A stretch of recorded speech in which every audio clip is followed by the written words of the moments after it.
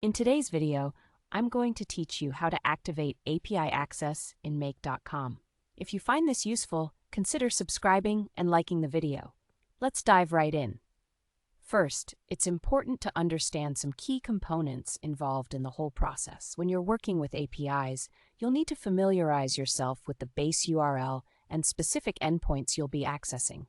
This is your starting point when making requests to the API. You can find this information in the API documentation provided by the service you're using. Next, we have HTTP methods, which indicate the action you're taking. The most common methods include GET, which is used to fetch data, POST for sending data, as well as PUT and DELETE for updating or deleting information. Understanding which method to use is crucial for successful interactions with the API. Now let's talk about authentication. Different APIs require different methods of authentication. You might encounter API key, Basic Auth, or OAuth 2.0. Each has its own setup process, so you'll want to be aware of what your specific API requires.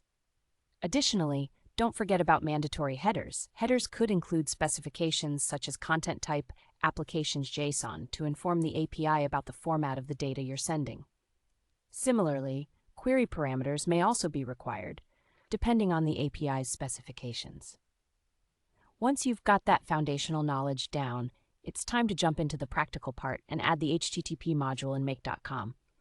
Start by logging into your Make.com account.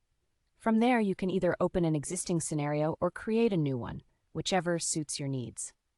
Once you're on the canvas, you'll notice a large plus button. Go ahead and click that.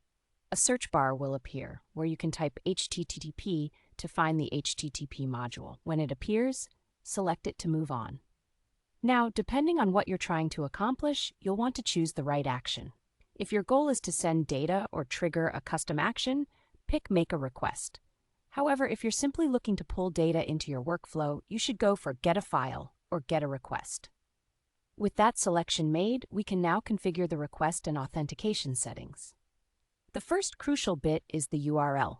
Here, you'll paste the specific endpoint URL that you gathered from the API documentation. Next up, set the method by choosing from the drop-down menu, whether that's GET, POST, PUT, or any other method you need. Now, we need to dive into headers and parameters. This is where you'll add any required headers, such as the ones specifying JSON formats for your data. Additionally, you may pass any dynamic data through the body field or as query parameters, depending on what your API requires. Finally, let's tackle authentication. The method you choose will depend on your API. For API keys, this is typically added as a header value, formatted like authorization bearer your key. If your API uses Basic Auth, you'll need to enter your username and password directly in the module settings.